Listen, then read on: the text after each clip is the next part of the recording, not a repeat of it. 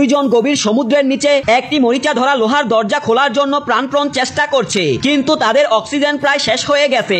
দরজা কোনোভাবেই নড়ছে না। ঠিক তখনই শক্তিশালী স্ট্রং ভাই তার সমস্ত শক্তি দিয়ে চাপ দেয় আর দরজাটা অবশেষে খুলে যায়। কিন্তু আনন্দ করার আগেই ভয়ঙ্কর এক দৃশ্য তাদের সামনে এসে দাঁড়ায়। 100 মিটার লম্বা বৈদ্যুতিক দানব প্রচন্ড গতিতে তাদের দিকে ছুটে আসছে। তখন তারা দরজাটা সম্পূর্ণ খুলে জাহাজের ভিতর ঢুকে যায়। দানব আবার কাছাকাছি চলে আসে, কিন্তু স্ট্রং ভাই ঠিক সময় লাফ দিয়ে ভিতরে ঢুকে বেঁচে যায়। ভিতরে ঢুকে তারা বুঝতে পারে এই জাহাজ বহু আগে থেকেই ফাঁকা পড়ে আছে।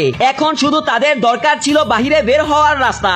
স্ট্রং ভাই একটি বোতাম খুঁজে পায় এবং না ভেবেই চাপ দিয়ে দেয়। জাহাজ চালু হয়ে যায়, কিন্তু তারা বুঝতে পারে ইঞ্জিন নষ্ট, ব্যাটারিতে চার্জ নেই। সেটি ঠিক করা ছিল বিশাল কাজ। তখন স্ট্রং ভাই বলে, ভয় পেও না। তিনি একটি পরিকল্পনা করে ওই বৈদ্যুতিক দানবের শক্তি দিয়ে ব্যাটারি চার্জ করবে। ছোট উজ্জ্বল আলো জ্বালিয়ে দানবকে কাছে ডাকে আর স্ট্রং ভাই প্রস্তুত থাকে। দানব কাছে আসতেই তিনি আক্রমণ করে। পরিকল্পনা সফল হয়, ব্যাটারি চার্জ হয়ে যায়, জাহাজের আলো জ্বলে উঠে এবং সেটি আকাশে উঠতে শুরু করে। পথে তারা তাদের হারিয়ে যাওয়া সাথীদেরও উদ্ধার করে। কিন্তু বিপদ তখনও শেষ হয়নি। একটি আগ্নেয়গিরি বিস্ফোরণের কারণে কেঁপে ওঠে।